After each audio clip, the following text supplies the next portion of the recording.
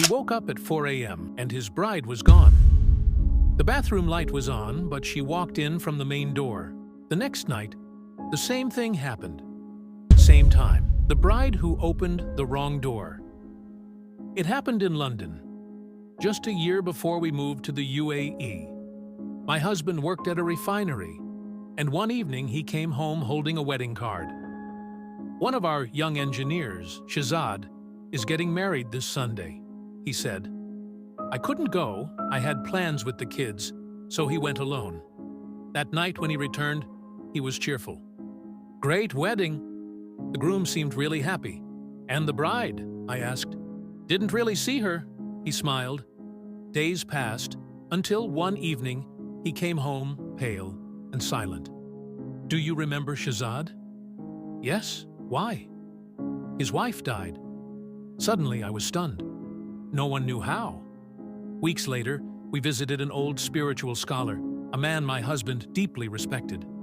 As soon as we sat down, the elder said quietly, You've heard about Shahzad's wife, but you don't know what really happened.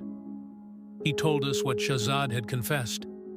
After his marriage, the first few days were perfect laughter, warmth, peace.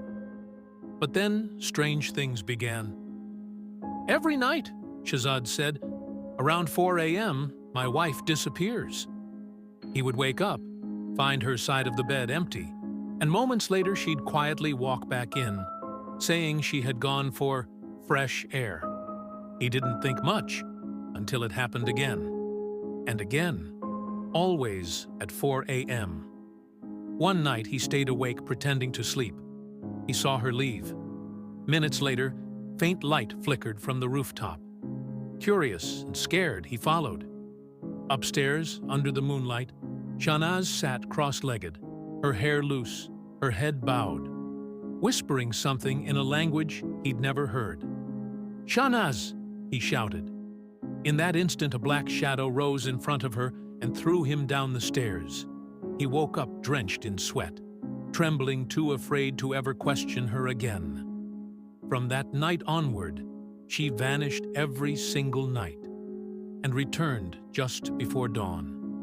Then, one morning, she didn't return. When Shahzad went upstairs with his mother, they froze. Shahnaz was lying face down on the floor, her neck twisted completely backward, her eyes wide open, one eyeball hanging out. Her face had turned dark blue, as if the color of ink had spilled through her veins. Around her was a white chalk circle, broken near her feet. Inside were animal bones, feathers, blood, and black candle. The elders who examined the place said she had been learning dark magic. She'd tried a ritual meant to summon a spirit, but instead, she opened a portal she couldn't control.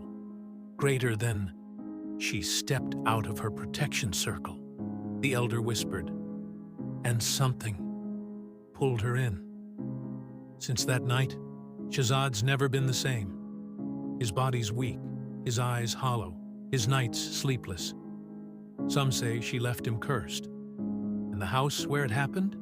Neighbors say no one lives there anymore. But at exactly 4 a.m., footsteps are still heard, climbing the stairs to the roof.